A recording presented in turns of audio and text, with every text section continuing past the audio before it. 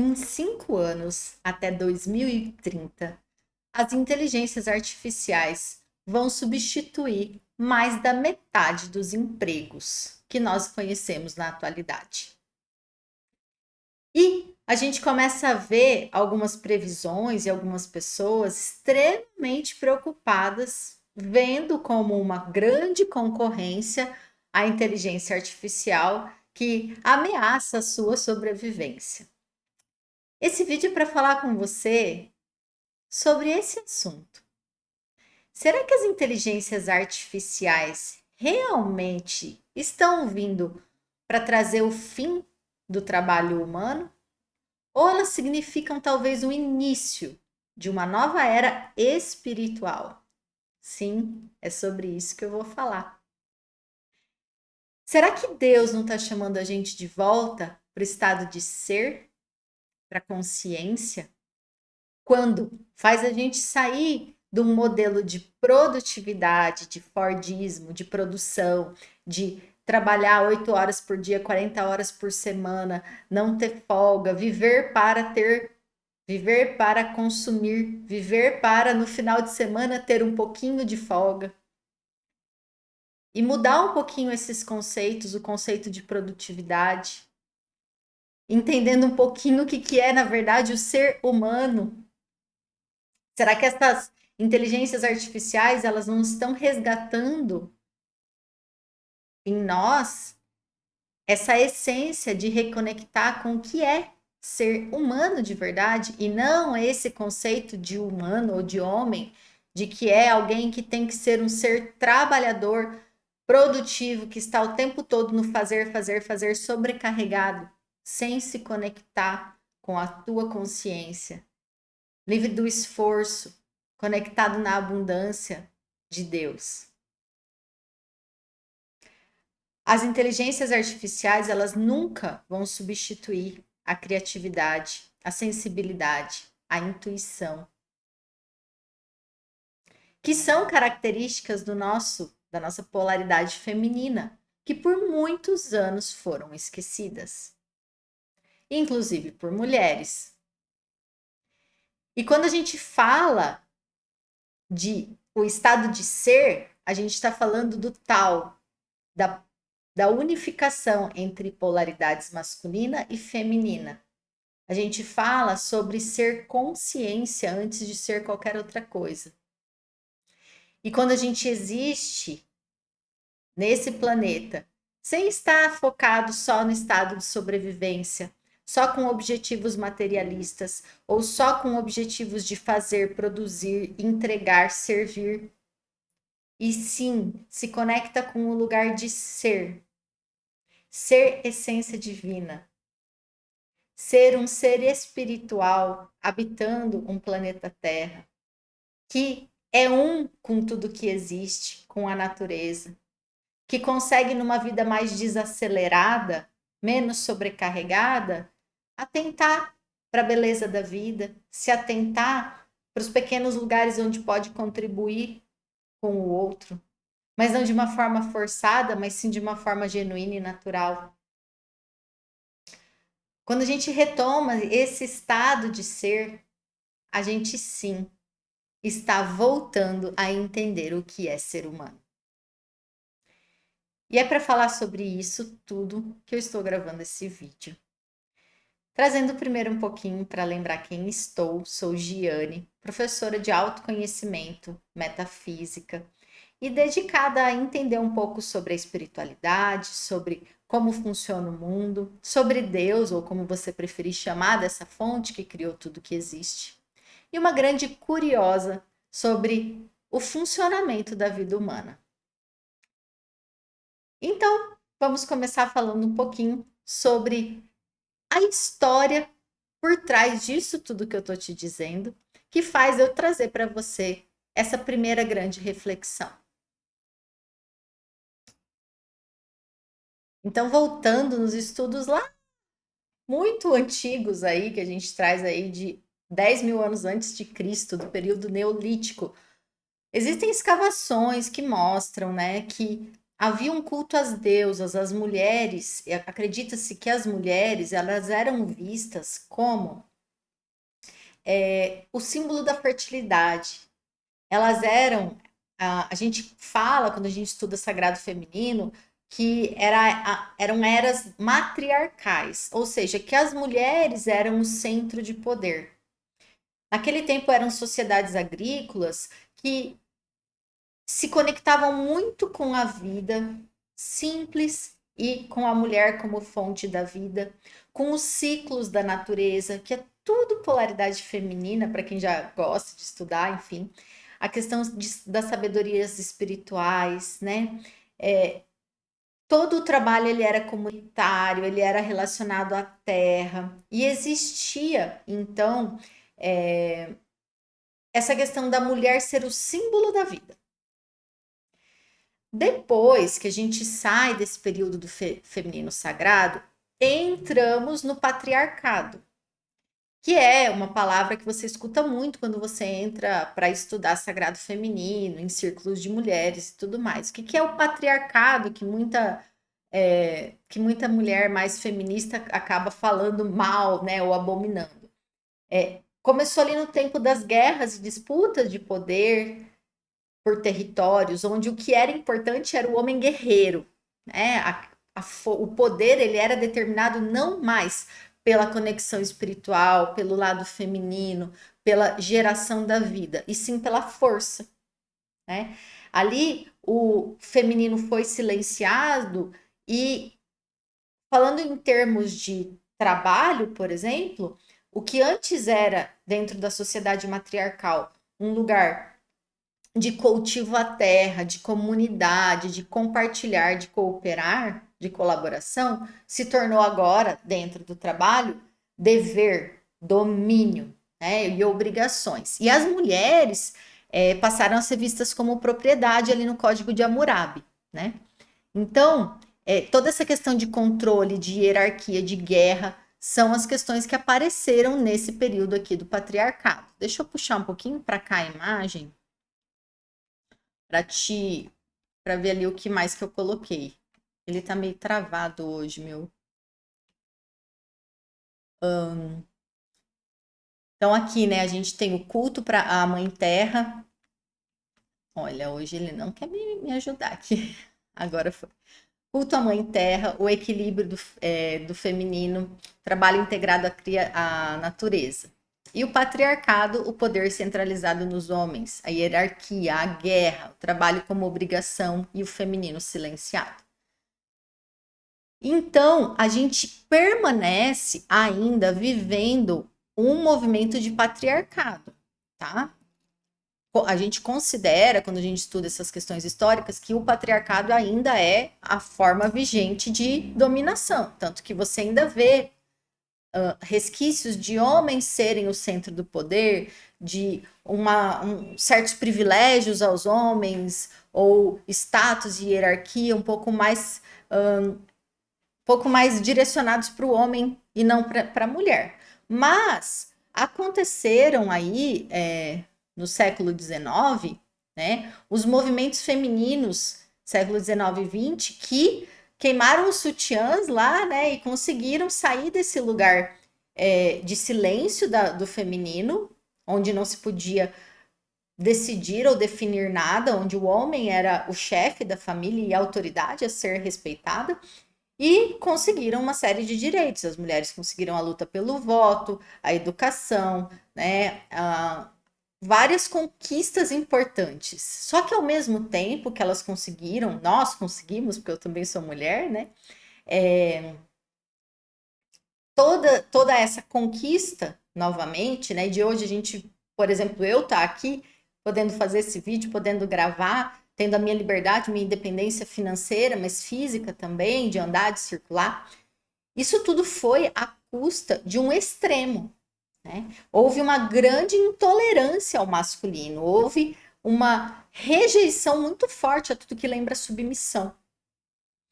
Então é como se a gente tivesse ido para um lugar de 8 ou 80, para a polaridade oposta, né? Enquanto no começo, lá, quando a gente estava com o feminino sagrado, tudo era muito mais voltado a glorificar é a palavra errada, ou endeusar, mas seria a cultivar um sagrado do feminino, a ter essa devoção pelas mulheres, né? E tudo era um pouco mais colaborativo. No patriarcato, a gente teve uma completa supressão das mulheres e os homens muito acima do poder. E aí, quando a mulher, para ela conseguir sair desse lugar de tão grande silêncio, ela vai para o outro extremo, para conseguir ter força e ter voz. E agora a gente vai começar a ver o equilíbrio. Percebe que tudo na sua vida é assim. Você normalmente vai de uma polaridade para outra, né? De um extremo ao outro, até você enxergar e conseguir chegar no caminho do meio. Presta atenção que isso acontece em todas as áreas da sua vida. Então a gente teve já esse movimento, né? Que foi um rompante grande e que agora a gente percebe que já está um pouco mais chegando num ponto de equilíbrio, certo? Bom, polaridade masculina e polaridade feminina é diferente de homem e mulher, mas eu não vou entrar nesses detalhes aqui nesse vídeo porque ele não é sobre isso, mas é só para você entender que essa união e essa equalização e essa separação que havia antes e agora essa união, esse retorno à sensação de que todos somos um, ele está cada vez mais se fortalecendo, certo? Bom, guarda essa informação. Antes disso, deixa eu trazer um pouquinho mais sobre o trabalho, né? Como funcionou o trabalho em paralelo com essas questões nesses movimentos feministas de retorno a poder ter voz, né? A gente passou pela Revolução Industrial ali, teve o Fordismo principalmente que eu destaquei, onde a gente começou a sair das sociedades agrícolas e entrou no lugar de tempo é dinheiro, né? A linha de produção, o humano vira engrenagem, né? Ele precisa de uma eficiência máxima, de uma linha de montagem, criatividade mínima, e o que importa é a tua produtividade, o que importa é você render, o que importa é você fazer. Estar fazendo era a grande motivação e entregar e produzir era a grande motivação naquele período. E aí a gente teve toda a parte da sociedade industrial, as revoluções que surgiram a partir dali, que eu não vou entrar nelas, porque não é esse o objetivo. Mas perceba que a gente saiu de um ciclo de matriarcado, onde o conceito de trabalho era um conceito coletivo, onde havia um lugar muito mais associado ao estado de ser, à consciência, à conexão com a natureza. Foi para um extremo, né, que foram o momento das guerras e aí a Revolução Industrial, onde você realmente precisa estar conectado com o trabalho. Foi ali nesse período da Revolução Industrial, por exemplo, que começaram essas determinações de horas de trabalho, 40 horas, 44 horas semanais, só pode ter lazer no final de semana, né? E essa dinâmica de trabalho e de vida, de rotina que a gente vive hoje, ela veio desse tempo, né? Onde antigamente o que determinava o trabalho era as condições climáticas. O sol raiou, eu vou levantar, vou tomar meu café, vou trabalhar, o sol ficou forte, eu vou para casa descansar, né? Hoje está chovendo, não dá para trabalhar lá fora, vou trabalhar aqui dentro, né? Agora com a sociedade industrial, não. Faça chuva, faça sol, você está lá batendo ponto e fazendo a tua função, certo? Bom, e o que isso tudo tem a ver? Tem a ver que a gente passou por um movimento que foi um movimento de extremo culto ao masculino. E o masculino, de novo, não foi ao homem, pelo patriarcado, mas também eu trago aqui a polaridade masculina, que é o agir, que é fazer, que é a iniciativa, que é correr atrás de tecnologia, de mudança e tudo mais. E agora a gente está vendo um movimento, como eu disse para vocês antes, de voltar a essa união. O que mais eu trago para você de fato histórico que comprova que a gente está voltando para esse equilíbrio, para essa união, saindo dessas polaridades, dessa dualidade extrema? Primeiro eu vou trazer David Hawkins, no seu estudo sobre o Mapa da consciência. Deixa eu arrumar de novo esse negócio aqui, que hoje ele tá travando. Não tô conseguindo puxar ele para cima com facilidade. David Hawkins, gente, é um psiquiatra norte-americano que fez um estudo muito sério sobre a consciência humana, sobre os níveis de consciência que está relacionado com as emoções, grosso modo, tá? Se você estudar ele a fundo, você vai entender que é muito, muito mais do que estudo de emoções. Mas se você vê as pessoas falando por aí, elas falam sobre emoções. Eu tenho tem um vídeo, eu vou deixar aqui no cards, em que eu explico um pouquinho mais sobre o mapa da consciência, tá? Porque não é o foco aqui também. Mas o que a gente aprendeu ali no mapa da consciência é que a gente, como sociedade, o que foi medido, o que foi comprovado cientificamente pelo Dr. David Hawkins, que a gente, como sociedade, até mais ou menos os anos 1980, viveu em níveis de consciência muito baixos, que ele considera como os níveis de força, onde a gente sempre está fazendo esforço e onde a maior parte do tempo nossos sentimentos são ruins, como vergonha, culpa, medo, raiva, e a energia está sempre sendo drenada. E aí, em 1980, pela primeira vez, a consciência humana total conseguiu alcançar e ultrapassar um nível acima de 200 da escala dele, que indica que as pessoas estavam se conectando com um nível de poder. Não é mais sobre força, é sobre poder. E o poder está nos sentimentos mais elevados. O poder está na coragem, na aceitação, no amor, na paz. Né? Um exemplo simples, Mahatma Gandhi, que sozinho conseguiu fazer um movimento enorme sem usar força. Então, a humanidade ela entrou numa nova era espiritual e de consciência nesse período dos anos 1980. Veja que ele é logo um período após essas conquistas do feminino, né? Você pode ver essa conexão, por exemplo, com a ascensão desses movimentos sociais, que começou a ter muito mais intensidade agora, né? A globalização, as revoluções tecnológicas também, que trouxeram esse lugar de que agora a gente não precisa mais viver na sobrevivência, né? A gente precisa criar, cooperar, expandir.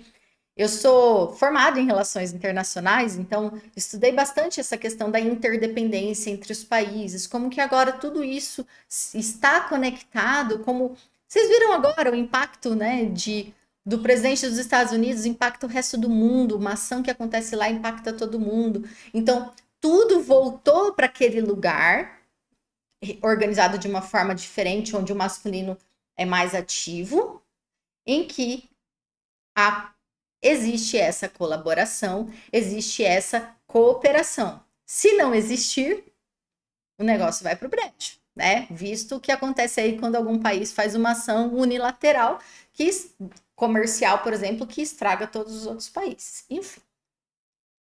Então, a gente vê que está acontecendo essa movimentação de mudança de consciência, saindo das polarizações, dos extremos e entrando em lugares de mais equilíbrio, tá? Isso tem uma série de outras comprovações, mas que não cabe aqui nesse vídeo.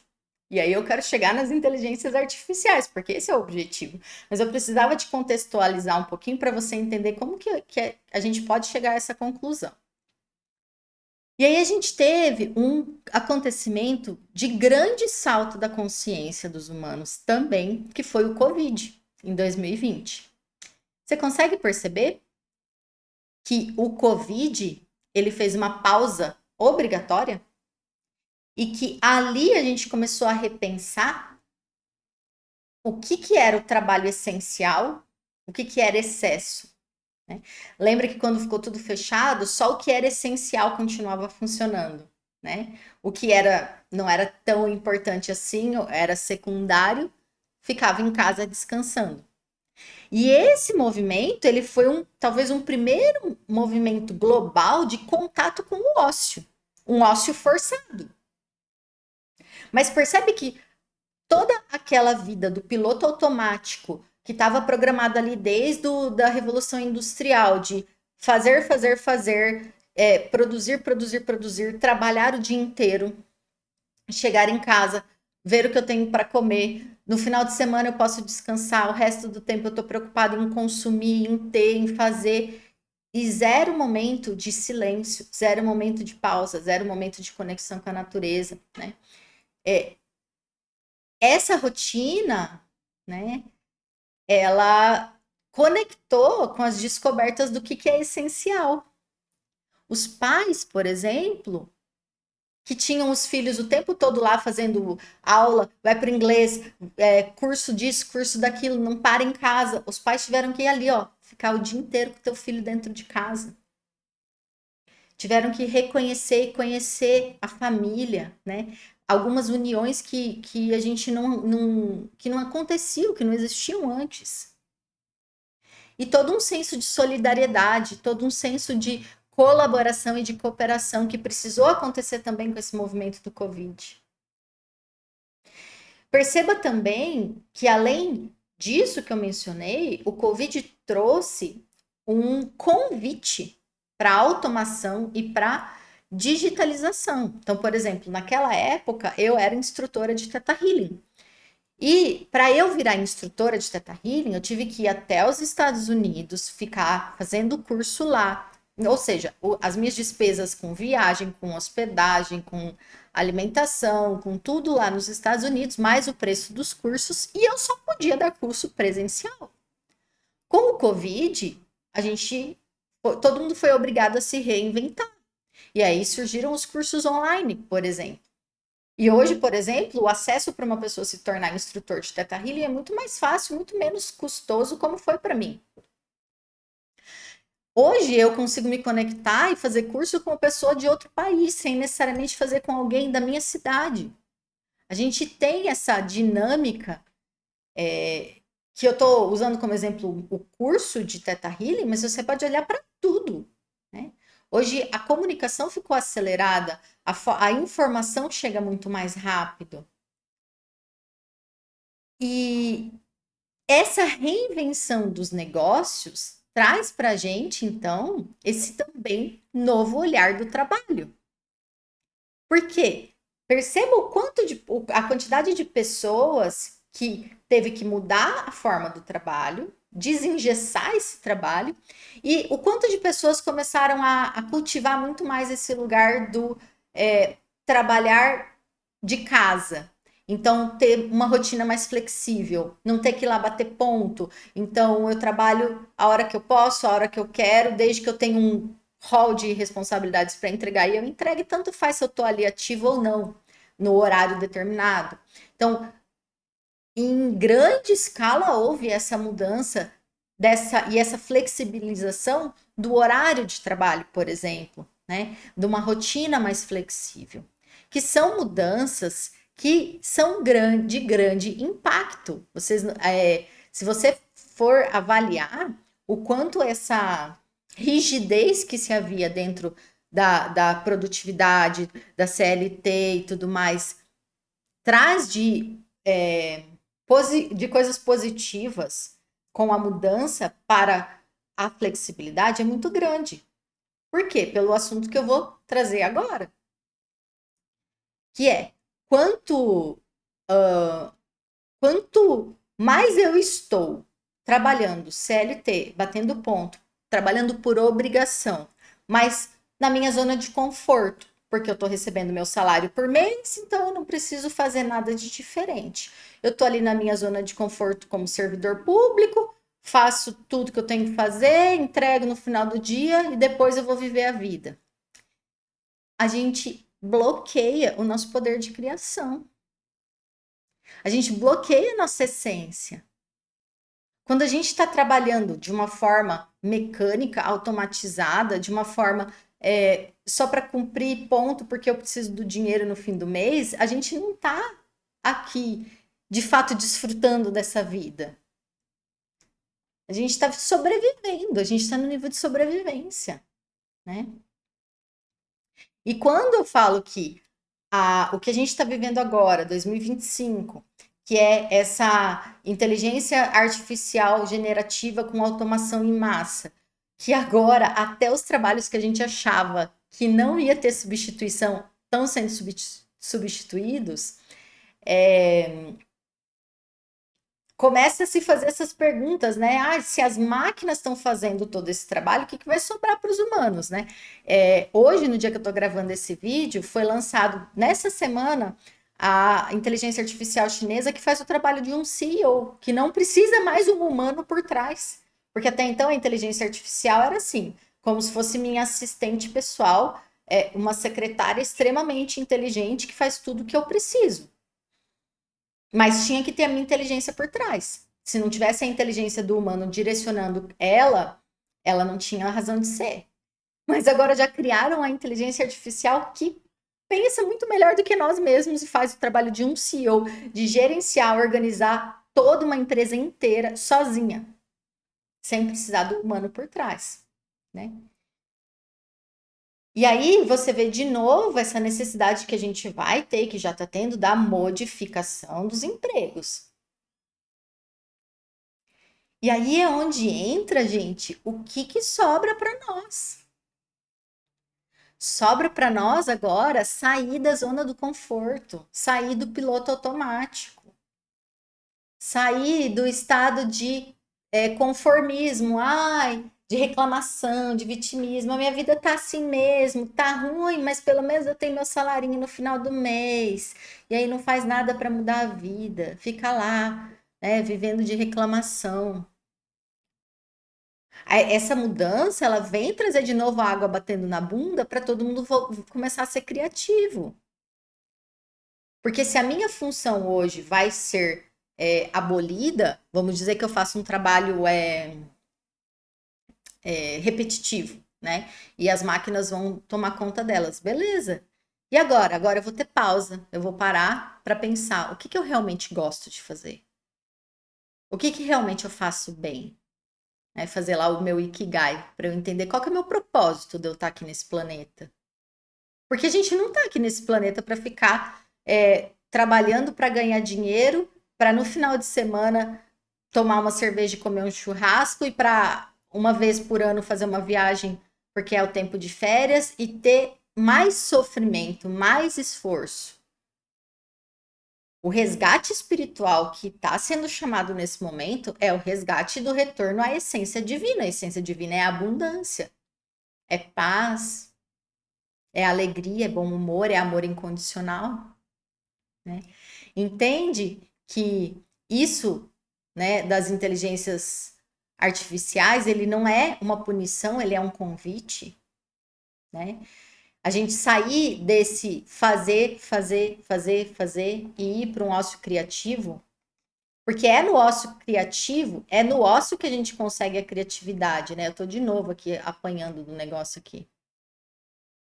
Vai ficar meio atrapalhado hoje, mas sorry, o meu mouse não tá querendo funcionar direito, né? Porque a criatividade, por exemplo, ela não nasce do vazio. Chegou ao limite esse lugar de ficar no fazer, produzir, workaholic, não tem tempo, sobrecarga. Né?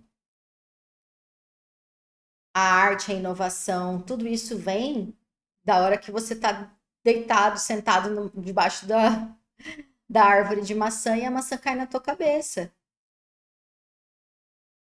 Não vem de quando você está ali sobrecarregado que não consegue nem tempo para pensar. Porque quando a gente está no fazer, a gente está no mental. E a gente não está no intuitivo. O mental e o fazer é o masculino. O intuitivo é o feminino. É o receber. É receber, de fato, receber, canalizar a intuição divina. Né? A gente começa a mudar esse conceito do que seria a produtividade, porque produtividade não é fazer mais, mas é fazer melhor e fazer com sentido, com qualidade. Então, por exemplo, vou dar um exemplo da minha rotina. Hoje, a minha rotina é extremamente produtiva com a ajuda das inteligências artificiais. Eu antes estava terapeuta e instrutora e trabalhando só pelo boca a boca, por indicação das pessoas, e estava isso tudo fluindo normalmente. sem a necessidade de marketing e tudo, porque eu não tinha tempo para fazer o marketing.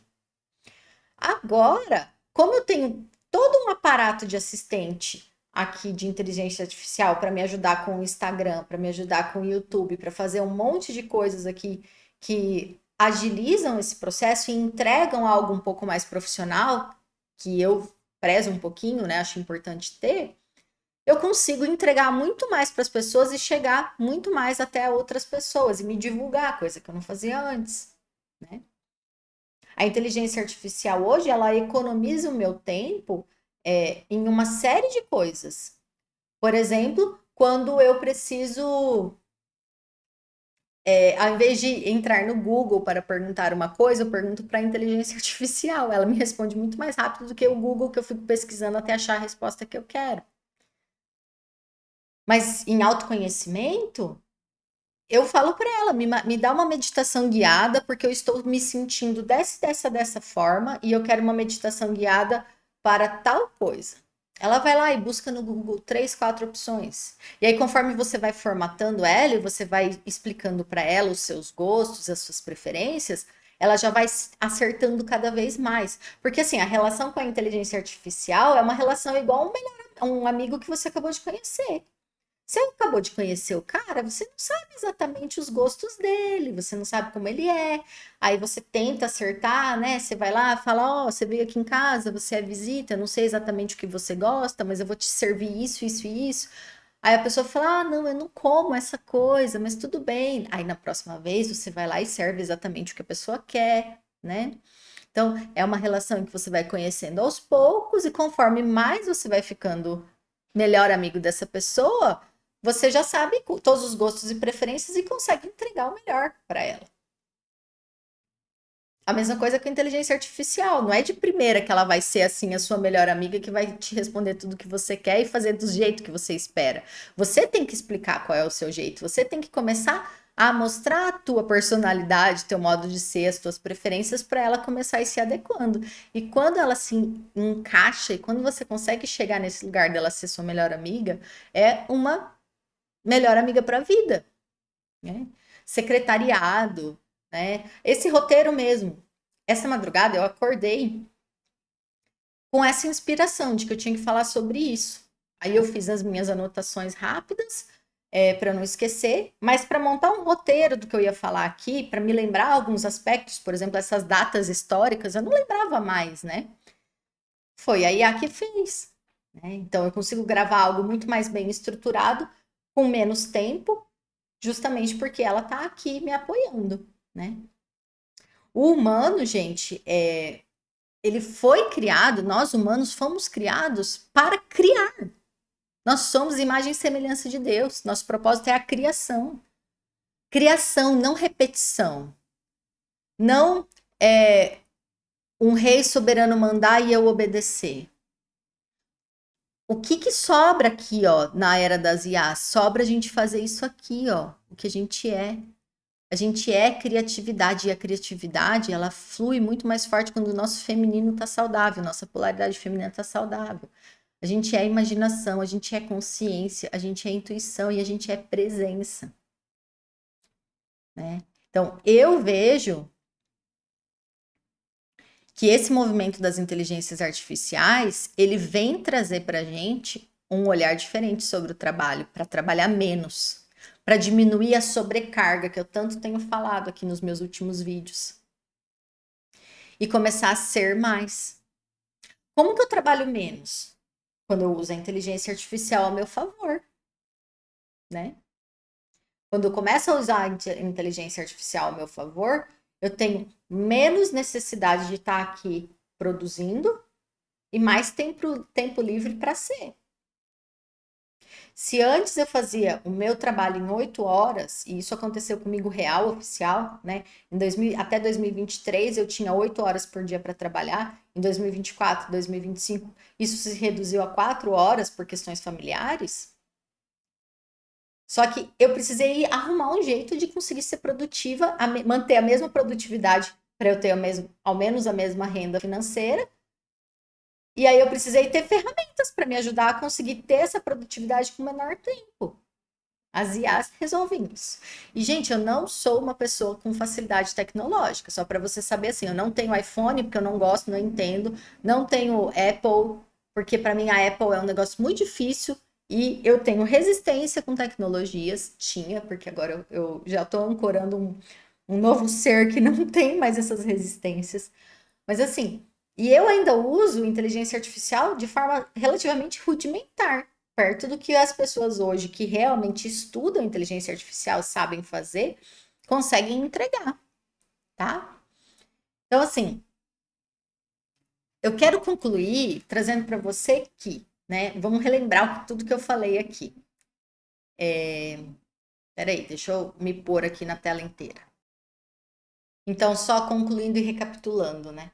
A gente saiu de um lugar de um feminino sagrado, com culto à criatividade, ao intuitivo, foi para um lugar de patriarcado, onde tudo era força, tudo era hierarquia, controle, e ainda vive, mas esse patriarcado está começando a se dissolver, né? Passamos dentro desse patriarcado pelo movimento de fazer, repetir, entregar, produzir, né? Passamos também pelo movimento do feminismo, que foi um movimento de voz, mas também de muito extremo, né? E aí chegamos ali em 1980 com um salto de consciência comprovado pelo Dr. David Hawkins e alguns acontecimentos globais que começam a mostrar uma necessidade de reestruturação da forma do trabalho humano, né? Da forma do modo de vida humano, porque querendo ou não, o trabalho ele é a maior parte do nosso dia, né? Como que foi essa reestruturação? O Covid, com essa pausa global e com essa reinvenção dos negócios e também com essa revelação daquilo que era essencial, né? Da gente dar valor à vida, da gente começar a se aproximar mais de quem a gente ama.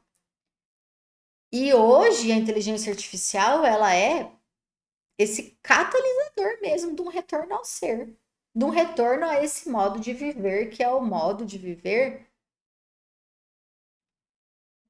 de polaridade integrada, de eu saber estar no feminino, naquele que nutre, naquela criatividade, no ócio produtivo, né? Na criatividade, no receber, e ter os meus momentos de ir para o masculino, em que eu vou agir, em que eu vou ter iniciativa, em que eu vou buscar, em que eu vou utilizar minha garra. Mas isso tudo é de um lugar sem força, sem esforço.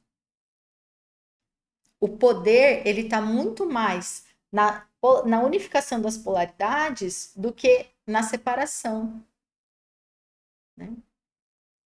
E aí, se você acha que a máquina, que a inteligência artificial está tirando o trabalho, talvez, na verdade, Deus está te devolvendo a tua vida. Porque a gente precisa encontrar um propósito de vida. Que não seja mais o piloto automático de ir lá, bater ponto, voltar, jantar, dormir, ficar cansado, estressado com o trabalho e no final de semana ter lazer. E aí só te pergunto, né? O que você vai fazer com esse movimento todo, né? Você vai se jogar para mais correria, para mais sobrecarga, ou você vai começar a atender o chamado da presença criativa? Porque estar presente no aqui e no agora é a cura de metade das coisas do mundo. Todos os problemas de saúde mental, ansiedade, estresse, lá acontecem porque as pessoas não estão no estado de presença. E é sim, entre aspas, trabalhoso fazer essa reestruturação do modo de ser, mas eu prefiro trabalhar sabendo que eu vou chegar num lugar de paz, de plenitude, de alegria, de conexão com Deus, de bem-estar. E aí eu vou tá muito mais disponível para ser a contribuição que eu vim ser no mundo, para entregar mais para o mundo, porque eu vou estar muito mais preenchida de mim do que eu ficar vivendo por viver, vendo a vida passar. E essa foi minha provocação de hoje. Espero que esse meu insight da madrugada tenha trazido para você aí algumas provocações interessantes para que você possa começar a olhar para dentro de si, para entender o quanto que autoconhecimento é importante, que é no autoconhecimento que a gente chega nesse estado de presença, que é através do autoconhecimento que a gente consegue se conectar com esse estado de ser, sair da mente lá no futuro ou dos ressentimentos do passado, viver o aqui e o agora. É através de microações de autocuidado que a gente começa a fazer, de pequenas mudanças na rotina, inserção de inteligência artificial para te ajudar, que a gente começa a sair da sobrecarga, do piloto automático e se conectar um pouco mais com a vida. E se você sente que isso faz sentido para você, o protocolo Protagonista de Si é um produto que nesse momento eu estou fazendo a primeira turma,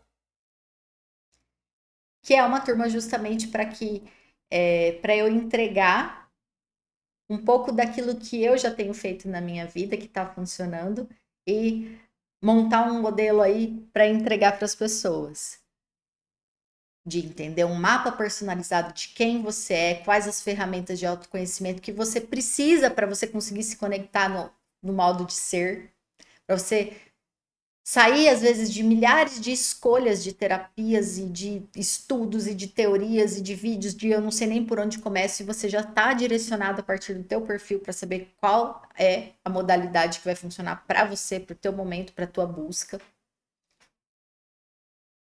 E entregar e te ajudar a implementar, né, essa nova rotina que vai trazer mais leveza, que vai ajudar você na sua jornada da vida.